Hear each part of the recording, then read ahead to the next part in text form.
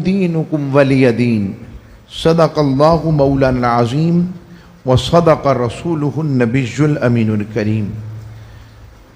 اللہ تبارک و تعالیٰ کا بے پائے لطف و کرم، احسان کرم، جس کی توفیق سے اللہ رب العزت نے عید الاضحیٰ کا جمعہ کا دن ہمیں اس وقت بھی ہم ایام تشریق میں ہیں،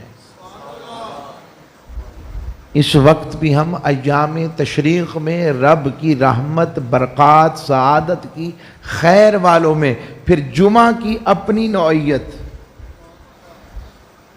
اور آج تو عمومی طور پر لوگ شہروں سے باہر بھی ہیں، اپنے پرانے آبائی گاؤں اور گھروں کی طرف گئے، اور مارکیٹ بھی اس طرح سے بند ہے۔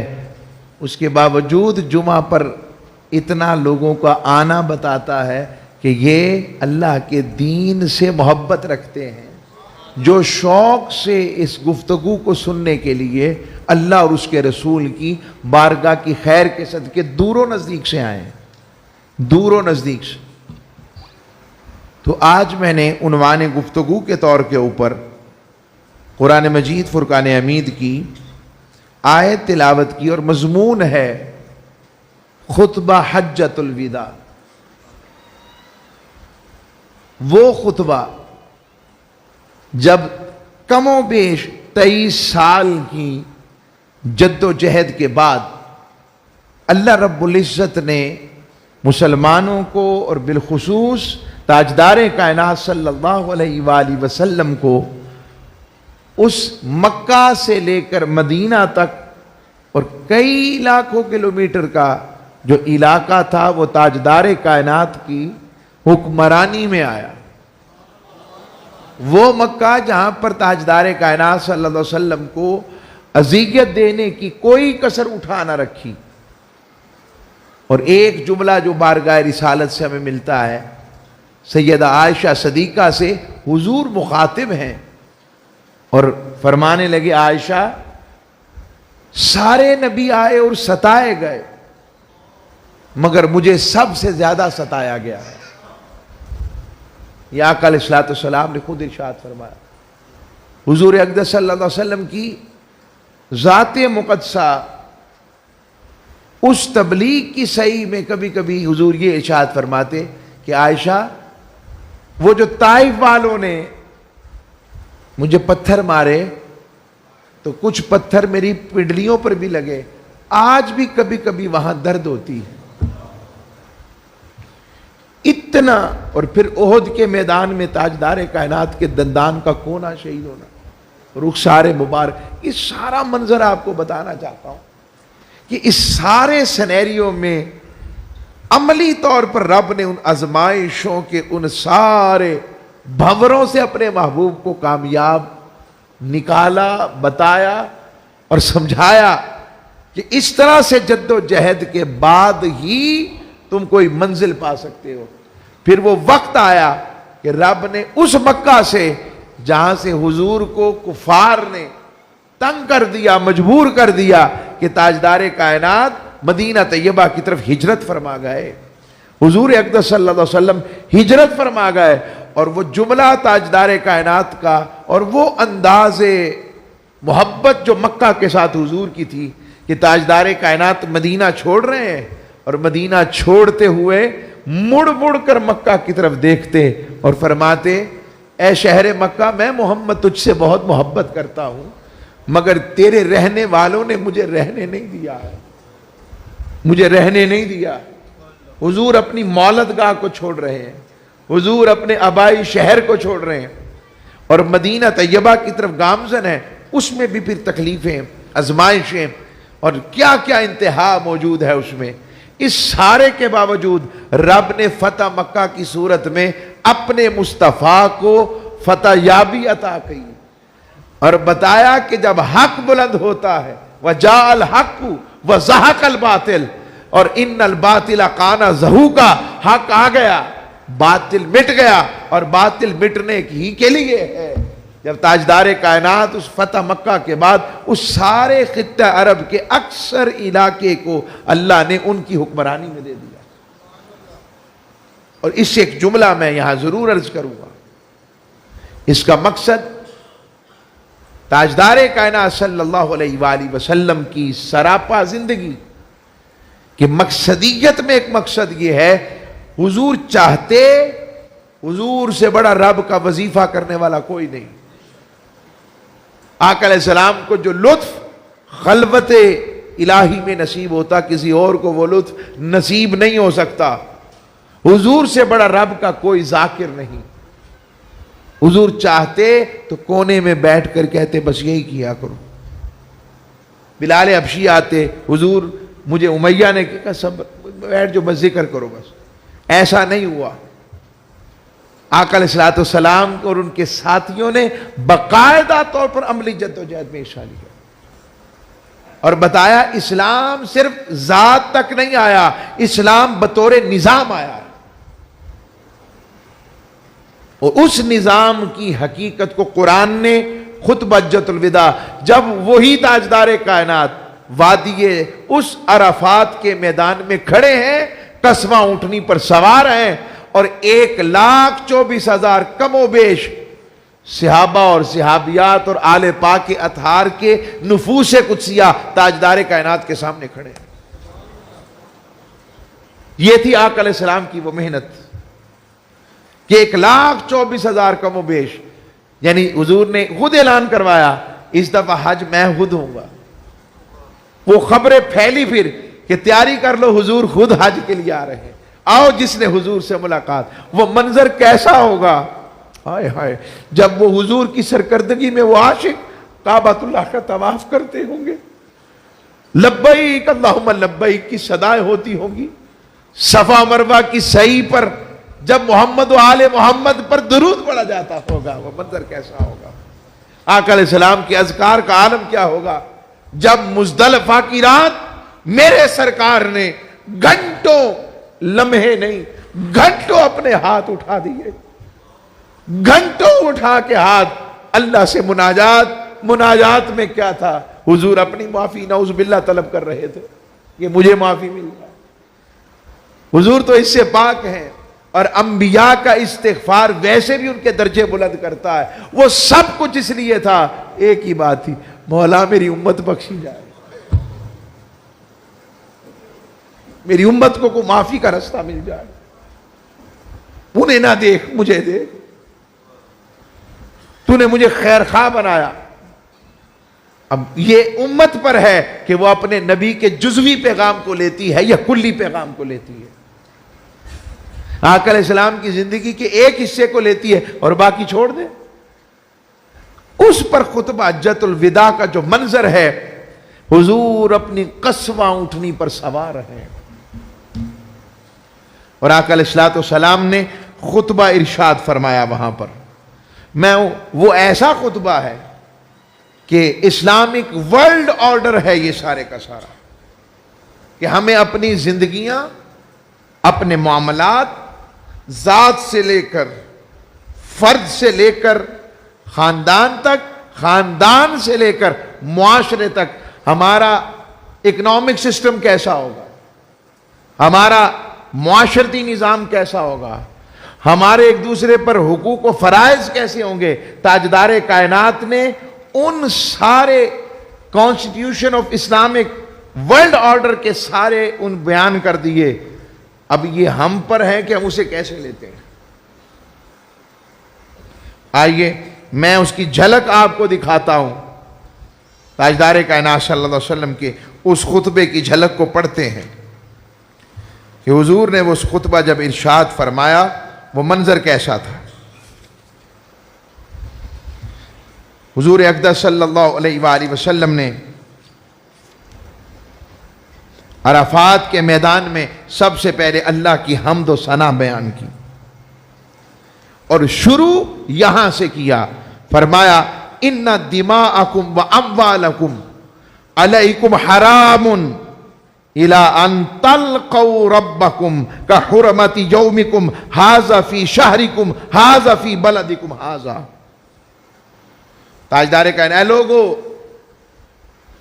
اگر ہمارا معاشرہ ان جملوں کی بات کو سمجھ لے کہ جن کی شفاعت کے صدقے بخشے جانا ہے، جن کے امتی ہونے کے لیے انبیاء دعائیں کرتے رہے، اور آقا علیہ الصلوۃ والسلام کی اس امتی ہونے کا شرف رب نے ہمیں ایسے ہی عطا فرما دیا ہے۔ فرمایا لوگوں تمہاری جانیں، تمہارے اموال تم پر عزت و حرمت والے ہیں، یعنی کوئی کسی کا مال ناحق طریقے سے نہ کھائے۔ اب اس ناحق طریقے میں ہر طریقہ شامل ہے، ہر طریقہ جسے آپ ناحق جانتے ہیں، وہ کرپشن ہو، وہ رشوت ہو، وہ لوگوں کے مال کو غصب کر لینا ہو، مال پر قبضہ کر لینا ہو۔ اور پھر فرمایا عزت، کسی کی عزت اچھالنا، بدنام کرنا، بہتان باندھنا، کسی کے خلاف، اس کے خلاف فضول جو اس کے اندر چیز نہیں بھی ہے اس کو منسوب کر کے اس کو لوگوں کے اندر بدنام کرنا۔ حضور اقدس صلی اللہ علیہ وسلم نے فرمایا یاد رکھو تمہاری عزت اور تمہارے اموال حرمت والے ہیں۔ اور اگلا جملہ حضور کا بڑا اہم ہے، فرمایا یہاں تک کہ تم اپنے رب سے ملاقات کرو۔ اور اگلا جملہ پھر حضور نے فرمایا یہ اس طرح ہے جس طرح تمہارا آج کا دن حرمت والا ہے، جس طرح تمہارا یہ مہینہ حرمت والا ہے، یہ شہر حرمت والا ہے۔ فرمایا بے شک تم اپنے رب سے ملاقات کرو گے اور وہ تم سے تمہارے اعمال کے بارے میں پوچھے گا۔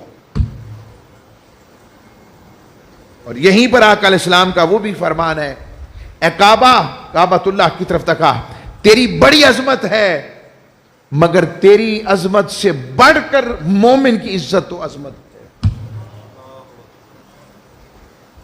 اور ہم لوگ بتائیے کس طرح سے ہم لوگ ایک دوسرے کی ان عزتوں کو تار تار کرتے ہیں۔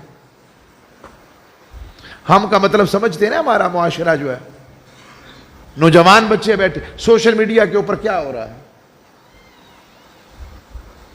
فیس بک، انسٹاگرام، جب کسی کے خلاف باقاعدہ پیڈ مہمات چلائی جاتی ہیں، کہاں لکھا ہے؟ میں کسی نمائندہ نہیں ہوں کسی کا، میں نمائندہ ہوں تاجدار کائنات کے نوکروں کا۔ یہ میرا حق ہے کہ میں اس طرح حضور کی باتوں کو آج کے دور کے مطابق کھول کر بتاؤں۔ رئیس کسر، غیبت، چغلی، حضور نے منع نہیں فرمایا؟ کیا یہ عزت پر حرف نہیں آتا جب کسی کی غیبت اور چغلی ہے؟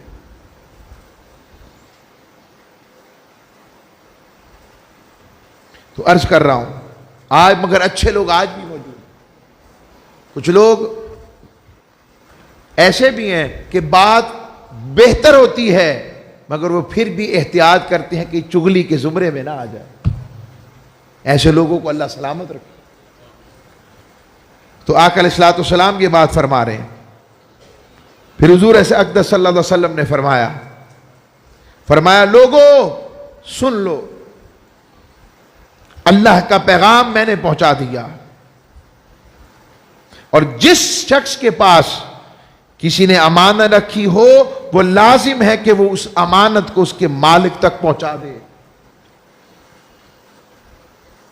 یہاں ہم امانتیں دیتے ہیں، امانت سے مراد میں ٹاپ ٹو باٹم کی بات کر دیتا ہوں۔ آپ کسی کو امین سمجھ کر ہی، امانت دار سمجھ کر ہی اپنے ساتھ شامل کرتے ہیں نا، اس کو مان کر بڑا بناتے ہیں، عزت دیتے ہیں۔ تو آپ سمجھ لیں کہ آقا علیہ السلام نے کیا فرمایا۔ میں اشارہ دے رہا ہوں، میں سمجھ لوں۔ فرمایا اب اگلا جملہ حضور نے اسلام کے اکنامک سسٹم کے حوالے سے بات بیان کی۔ فرمایا سارے سود معاف ہیں، صرف تمہارے لیے اصل زر ہے، نہ تم کسی پر ظلم کرو نہ تم پر کوئی ظلم کرے۔ اور یہاں پر میں ایک دوسری روایت میں آپ کو سنا دیتا ہوں، آقا علیہ الصلوۃ والسلام نے یہاں پر پھر ارشاد فرمایا، اور فرمایا جاہلیت کے زمانے کے سود ختم، یعنی تمہارا اکنامک سسٹم سود پر نہیں چلنا چاہیے۔ آج الا ماشاءاللہ ہم سب ہی اس کی زد میں کہیں نہ کہیں ہیں، مجبوری ہے۔ مگر یہ بات میں کہہ دوں، اتنا جملہ مجھے کہنے کا حق حاصل ہے کہ جن کو اللہ عزت دیتا ہے اور دین اور امت کے جو حکمران یا لیڈر بنتے ہیں، یہ ان کے لیے ذمہ داری بنتی ہے کہ سوچ لیں کہ وہ کل کو تاجدار کائنات کو یہ جواب دے سکیں گے کہ باہر والے نہیں مانتے تھے۔ اللہ نے منع کر دیا کہ سود ایسے ہی ہے جیسے اللہ رسول سے جنگ ہے۔ اور تیسری جانب میں علماء سے عرض کروں گا ہاتھ جوڑ کر کہ ہمارے مسلکی جھگڑے ان کو اختلاف رہنے دیں، ہمارے ہاں تو عداوت ہے۔ اب کیا سب مل کر کیا اسلامک بینکنگ سسٹم تیار نہیں کر سکتے؟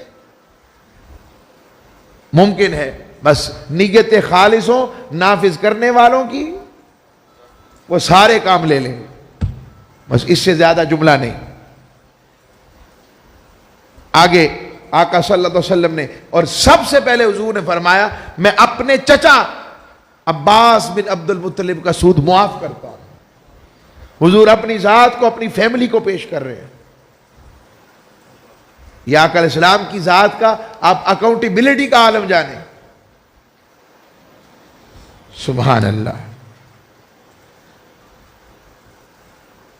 حضور نے فرمایا زمانہ جاہلیت کی ہر چیز کو میں کالعدم قرار دیتا ہوں جو تم جہالت میں کرتے رہے، جو کچھ ہوتا رہا۔ اور اس میں سب سے پہلے حضور نے دشمنداریاں ختم کی۔ دشمن کوئی نہ، خون خرابہ قتل والے جو لوگ تھے، فرمایا تمام خون معاف، اور تمام خونوں میں سے جو خون میں معاف کر رہا ہوں وہ حضرت عبد المطلب کے بیٹے حارث کے بیٹے ربیعہ کا تھا۔ چھوٹا بچہ تھا، بنو حزیل میں تھا، 6 ماہ کا ان سے دشمنی تھی، وہ حملہ کیا تو اسے بھی شہید کر دی۔ شیرخوار بچہ۔ یہ میں آقا علیہ السلام کے فرامین سنا رہا ہوں آپ۔ یہ جو ہم کہتے ہیں سوائے اس بات کے جو اللہ رسول کی بات سے نہیں ٹکراتی، جو رسم و رواج بنا سکے ہم نے، اور رسم و رواج کے نام پر ہم نے جو ایک دوسرے کو تکلیفوں میں مبتلا کر رکھا ہے۔ ہماری خوشیاں رسم و رواج کی پابند ہو کر اللہ رسول کے حکم سے دور ہوتی جا رہی ہیں۔ اس میں صرف خوشیاں نہیں، غمیاں بھی ہیں۔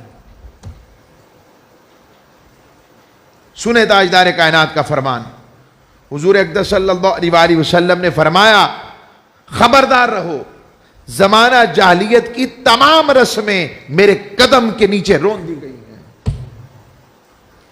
یہ میں آقا علیہ السلام کا خطاب سنا رہا ہوں آپ کو۔ ذرا ہم اس کو آئینے میں آج کے معاشرے کو دیکھیں، اگر اس کا میں کہتا ہوں بڑی کوشش کر کے 50% بھی ہمارے معاشرے میں آ جائے، ہمارا معاشرہ کیسے چینج ہو جائے آپ بتا دیں کچھ۔ ہم ذاتی طور پر ایک دوسرے کا احترام شروع کر دیں۔ ذاتی سے مراد فیملی میں ماں باپ کا، رشتہ داروں کا، بڑوں کا۔ یہ آقا علیہ السلام کے فرامین کو ساتھ لے آئے۔ یہ آقا علیہ السلام فرما رہے ہیں اللہ اکبر، اللہ اکبر۔ پھر حضور نے فرمایا ایھا الناس الشیطان قد یئس ان یعبد بارضکم ھذہ ابدا۔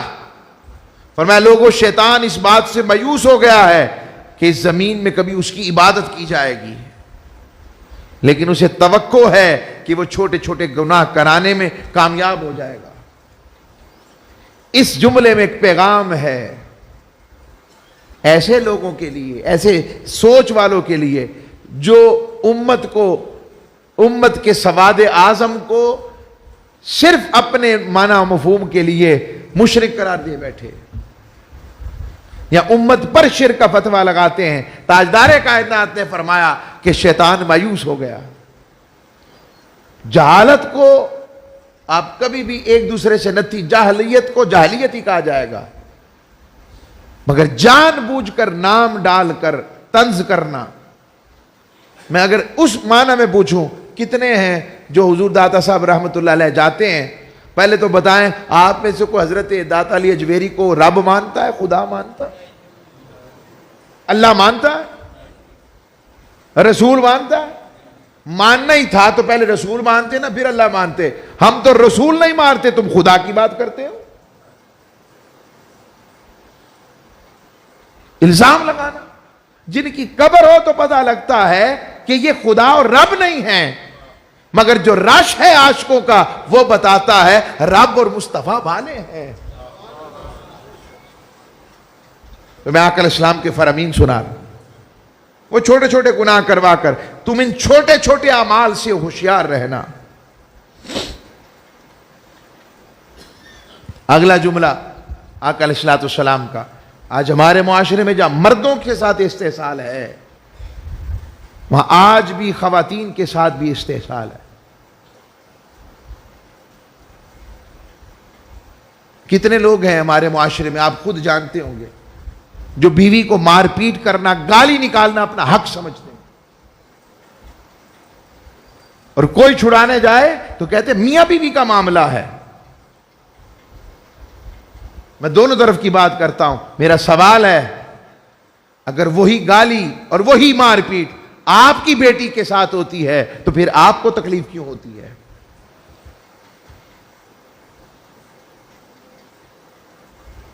یا آپ کی بہن کے ساتھ ہوتی ہے تو تب تکلیف کیوں ہوتی ہے؟ یہ گالی کا کلچر جسے میرے مصطفیٰ نے کہا گالی نکالنا فسق ہے، اور ہم وہ گندی گالیاں اپنے گھروں میں دیتے ہیں، اپنی بیوی کو، اپنے بچوں کے سامنے. پھر بیویاں بھی دیتی ہیں. وہ کیوں رکے؟ سوال ہے میرا آپ سے.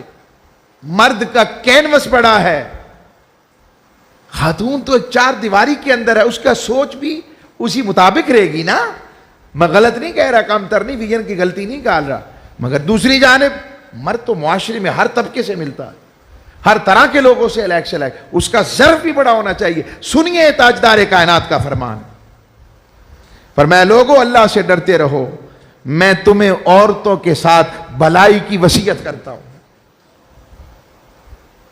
کیا ہمارے معاشرے میں بیٹیاں آرام سے بازار سے گزر سکتی ہیں؟ سچ بتائیں.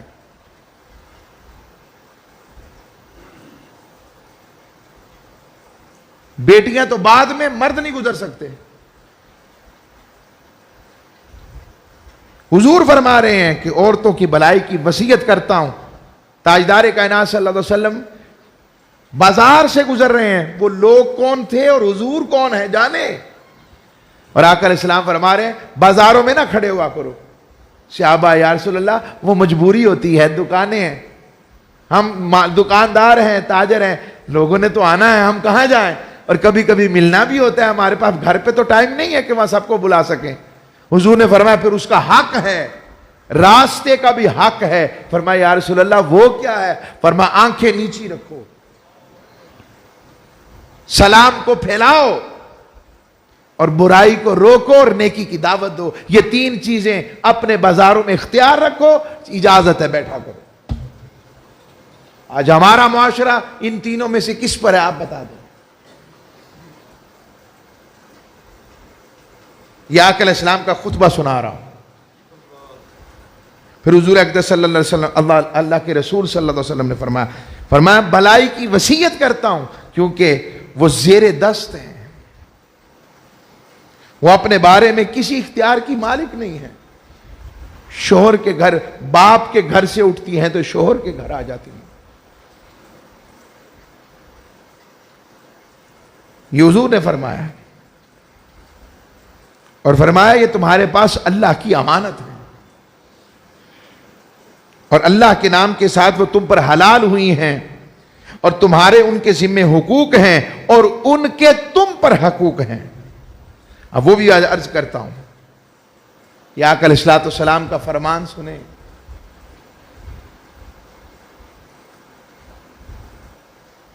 فرمایا تمہارا ان پر حق یہ ہے کہ وہ تمہارے بستر کی حرمت کو برقرار رکھتے ہوئے تمہاری عزت پر آنچ نہ آنے دیں اور نہ اپنی عزت پر آنچ آنے دیں. یہ جو ہمارے معاشرے کے اندر، معذرت چاہتا ہوں، پھر میڈیا، ڈرامے اور اس کے اندر جو کچھ دکھایا جا رہا ہے، یہ نیکی، یہ برائی بتانے کے لیے نہیں ہے، یہ برائی بڑھانے کے لیے ہے۔ یہ پورے کا پورا ایک جال ہے تاکہ ہمارے فیملی سسٹم کو کلیپس کر سکے، جس میں سب سے ظالم پھوپھیوں کو دکھایا جاتا ہے، چاچوؤں کو دکھایا جاتا ہے، سسر کو دکھایا جاتا ہے، ساس کو دکھایا جاتا ہے۔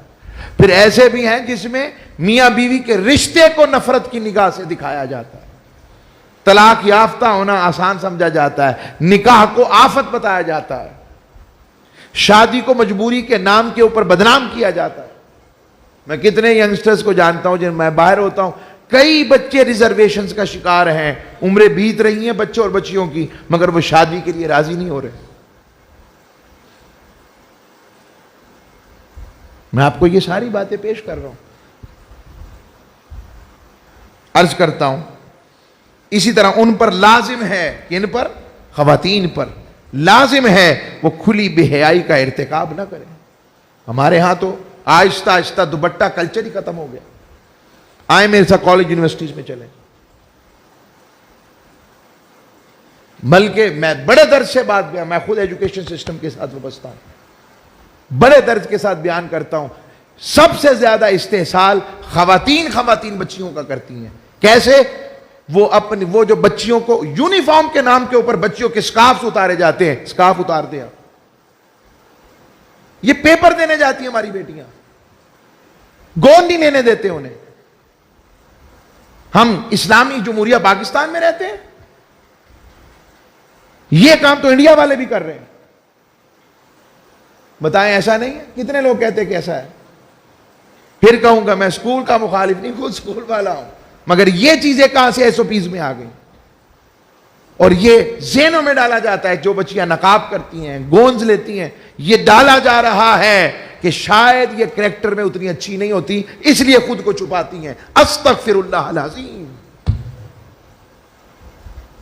یہ ہمیں آ کے بیٹی ہماری بتاتی ہیں ساری باتیں، پوچھتی ہیں۔ میں آپ کو معاشرے کا آئینہ دکھا رہا ہوں، اگر ہم نے ہوش نہ کیا تو پھر کیا بنے گا؟ پہلے ہوتا تھا کوئی پردے کے بغیر آتی تو بچیاں کہتی بہن خیر ہے، اب جو پردے کے ساتھ آتی ہے تو بچیاں کہتی ہیں خیر ہے۔ خیر سمجھتے ہیں نا جو جملہ کہہ رہا ہوں؟ آج تو ہماری اسکول کا فنکشن ہے اور آپ آج بھی حاضر بن کے آئی ہیں۔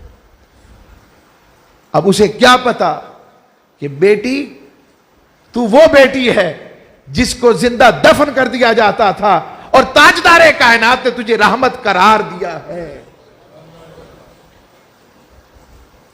جس دور میں بیٹی کو زندہ دفن کیا جاتا، میرے آقا اپنی بیٹی کے استقبال کے لیے کھڑے ہو جاتے ہیں۔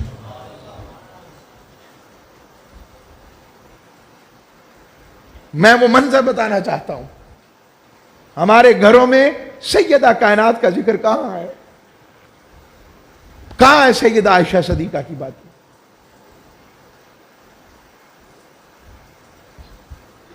خالد بن ولید کی زوجہ سے بڑھ کر بھی کوئی جاں باز ہو سکتا ہے؟ خولہ بنت ازور سے بڑھ کر بھی کوئی جاندار ہو سکتا ہے؟ پڑھیں ان کی تاریخیں، رومنز عیسائیوں کے ساتھ ٹکرا گئیں مگر اپنے پردے کو نہیں اترنے دیا۔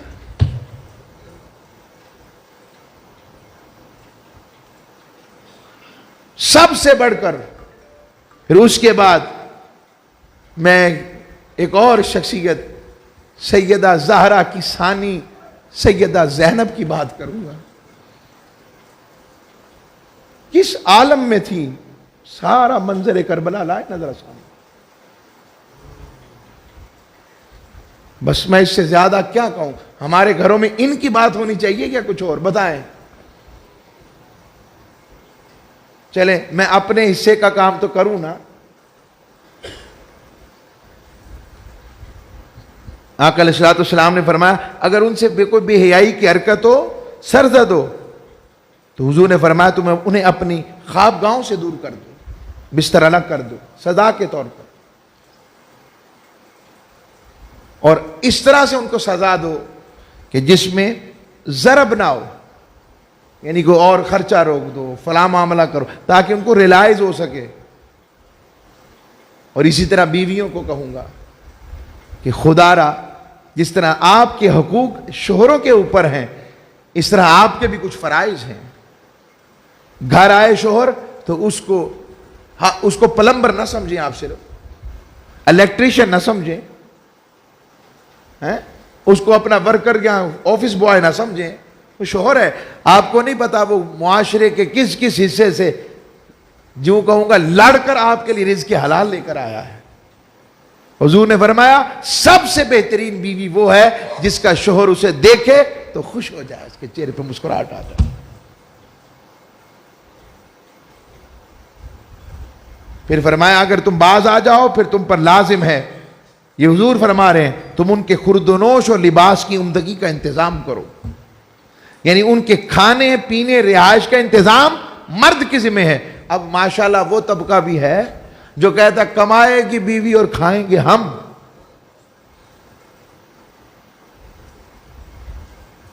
فرمایا لوگو میری بات کو اچھی طرح سے سمجھنے کی کوشش کرو. بس یہ میں نے آپ کو اختتام کرتا ہوں، ابھی تو یہ جاری ہے انشاءاللہ. بتائیں یہ خطبہ حجت الوداع کی سمجھ لگی کہ اسلامک ورلڈ آرڈر کیسا ہے؟ اختتام کرتا ہوں، وقت بالکل میرا اینڈ ہو گیا. اور اس جملے پر تاجدار کائنات کا وہ جو لمحات کہ اسی دوران خطبے میں صحابہ کے اطاعت و اتباع کے واری جائیں، حضور کھڑے ہیں اور فرما رہے ہیں ایو شہری ھذا، بتاؤ یہ شہر کون سا ہے، مہینہ کون سا ہے، ایو بلدی ھذا، ایو یوم ھذا، یہ دن کون سا ہے. سارے صحابہ خاموش، چپ. ایک ہی جملہ اللہ و رسول عالم، سرکار سانوں کی پتہ ہے، we don't know about that. اللہ اور اس کا رسول بہتر جانتے ہیں. they know very well، وہ بہتر جانتے ہیں. جب یہ جملہ کہا ابا علیہ السلام نے، یہ بات جب ہو گئی تو روایت بیان کرنے والے صحابی تابعی کو جب یہ روایت سنا رہے ہیں تو تابعی نے صحابی سے پوچھا آپ کو تو پتا تھا شہر مکہ ہے، آپ کو تو پتا تھا کہ یہ 9-10 ذی الحجہ کا دن ہے، آپ کو تو پتا تھا کہ ذی الحجہ کا شہر مہینہ ہے، بولے کیوں نہیں؟ یہ ہے وہ جملہ جن کی وجہ سے صحابہ کو صحابیت کا مقام مل گیا. اور وہ مقام کہ کوئی غوث قطب ابدال ان کے قدموں کی دھول جیسا نہیں ہو سکتا. آپ نے اس صحابی نے جواب دیا ہمیں پتہ نہیں تھا کہ حضور کا منشا کیا ہے، حضور چاہتے کیا ہیں، حضور کی مرضی کیا ہے. اگر حضور فرما دیتے کہ نہیں آج سے یہ مکہ نہیں مدینہ ہے تو ہم اسے ہی مدینہ سمجھ لیتے. حضور فرما دیتے کہ ذی الحجہ نہیں یہ ربیع الاول ہے، ہم ربیع الاول سمجھ لیتے. حضور فرما دیتے کہ یہ آج سے 9 ذی الحجہ نہیں آج سے یہ 12 ذی الحجہ ہے، ہم وہی سمجھ لیتے. جو حضور کہہ دیں یہ ہے وہ ٹوٹل سبمیشن، یہ ہے خود کو جھکا دینا، یہ ہے آقا علیہ السلام کی بارگاہ میں خود کو جھکا دینا. کیونکہ صحابہ سمجھتے تھے بلال حبشی وقت وصال، حضرت بلال حبشی کے چہرے پر مسکراہٹ تھی، اتنا مسکرائے کہ لوگ سمجھے کہیں دماغی پرابلم تو نہیں کوئی آ گئی آپ کو، اس طرح مسکرا رہے ہیں. فرمایا مجھے کچھ نہیں ہوا، اب وقت وصال پر مسکرا اس لیے رہا ہوں کہ عرصے بعد اب حضور کی زیارت کرنے جا رہا ہوں. لوگوں ان کی زندگی کی طلب، ان کی زندگی کے معاملے تاجدار کائنات سے جڑے ہوئے تھے، اور ہم دنیا مفاد اور لوگوں کے حقوق کو غصب کرنا، زیادتی، ظلم، کرپشن، رشوت، لوگوں کے حق کھانا، ہم اس کو سمجھتے ہیں. اس کے باوجود ہم مسلمان ہیں. بھئی آپ کلمہ گو تو ہیں مگر عملاً آپ ایسے نہیں کہ آپ کو تک کر لوگ کلمہ پڑھ سکے. بس اس لیے آج کا خطبہ حجت الوداع کا ایک حصہ دیا تاکہ ہم اس میں ایک دوسرے کی عزت و احترام کو سمجھ سکیں. وما علیہ الا